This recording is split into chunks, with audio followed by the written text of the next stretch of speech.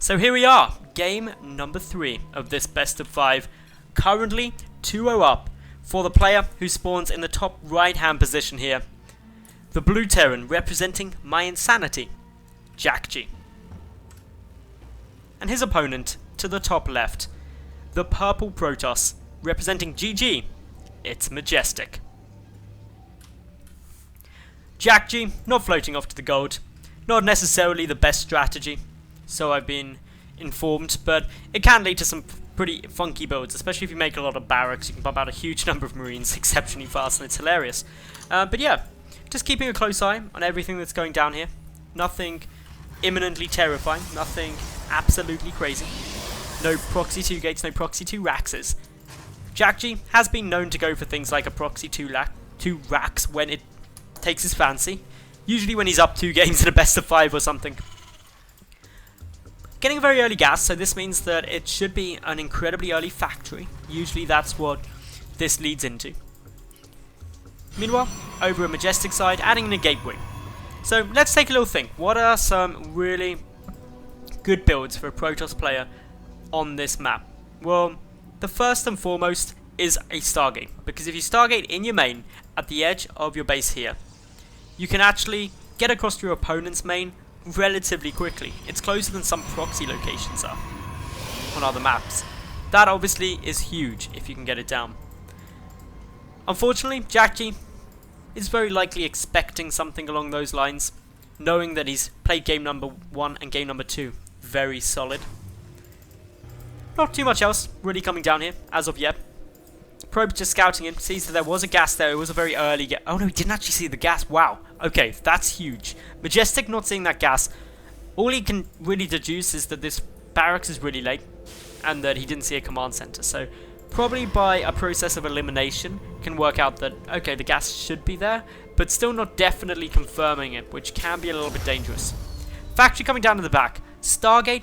A starport rather could be coming down soon, and the reason for that is because just as a Stargate is very efficient because of this top path between the two bases, drops can be very efficient too. Widowmine drops specifically can be devastatingly effective. Majestic definitely isn't going to throw down a fast Stargate or anything like that because he's only got 4 probes in gas in total. If you were going to go for some tech heavy play like that, you'd put 6 in. Majestic has opened the same way every game this series so far, at least early on, getting down that natural base nice and fast and then going in to the mothership core, so delaying his tech.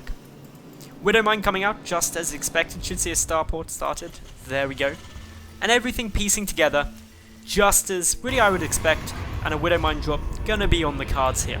So how does a Protoss player deal with a Widowmine drop? Really, it's quite simple. Get detection. You need detection, almost certainly. Unfortunately for Majestic, he hasn't always got some. Opening game number 1 with Phoenix, no detection there.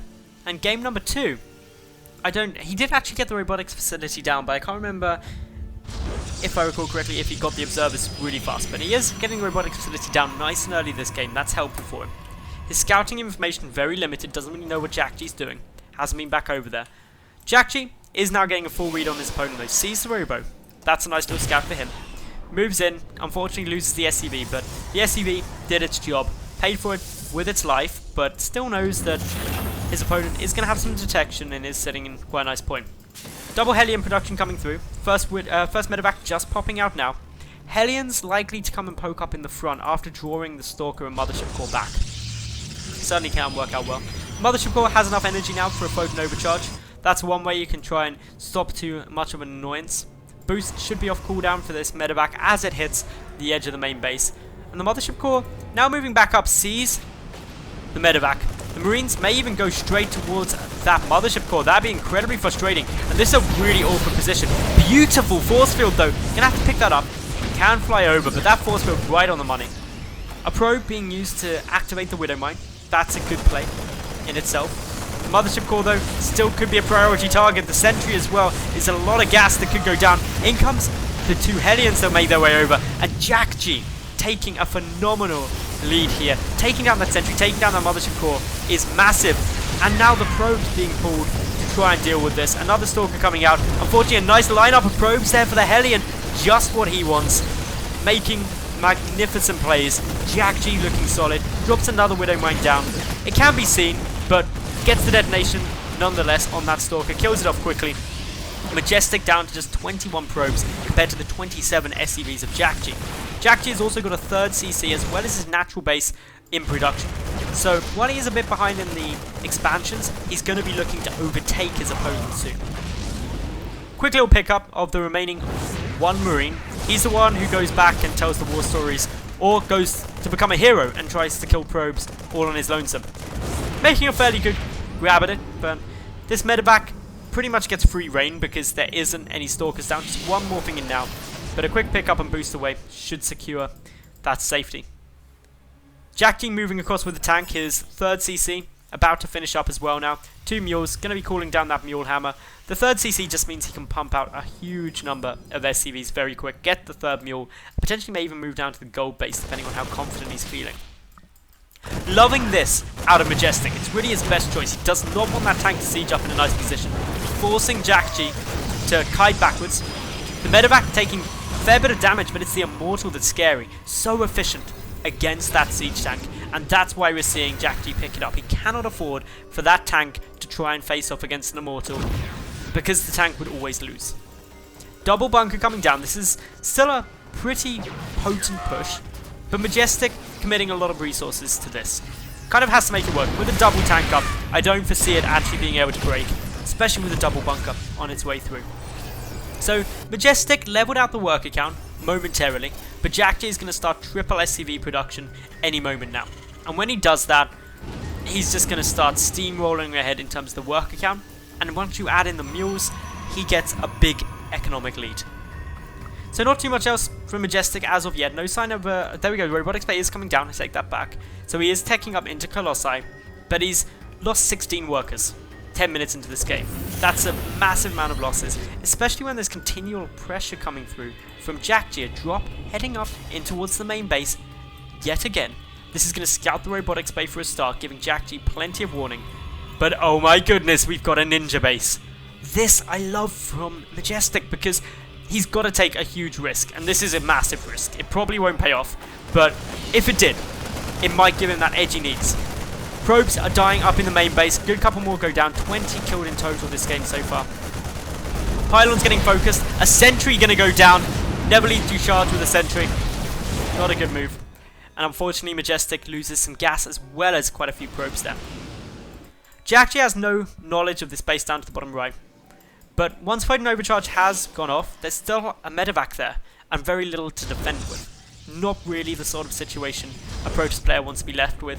Not to mention JJakji now looking to secure up his gold base, transferring over some SCVs.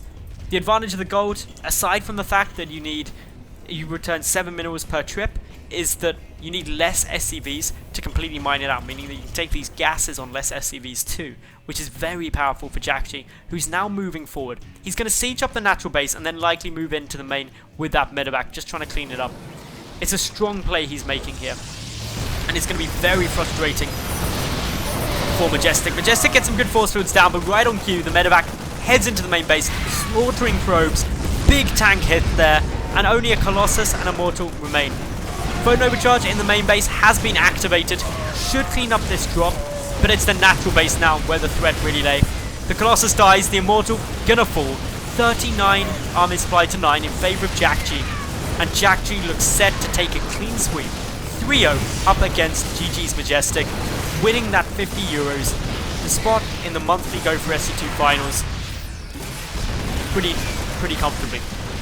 And still this continues to be Go for JJakji, not Go for SC2, as he just keeps pressuring in. Majestic really is coming to terms at the moment with this defeat, pulling probes, but this tank line is slaughtering everything in its path. Even just 3 tanks there. The Colossus trying to make a valiant defense, but it unfortunately is not going to be successful. GG is called, and JJakji wins Go for SC2 Monday 3-0.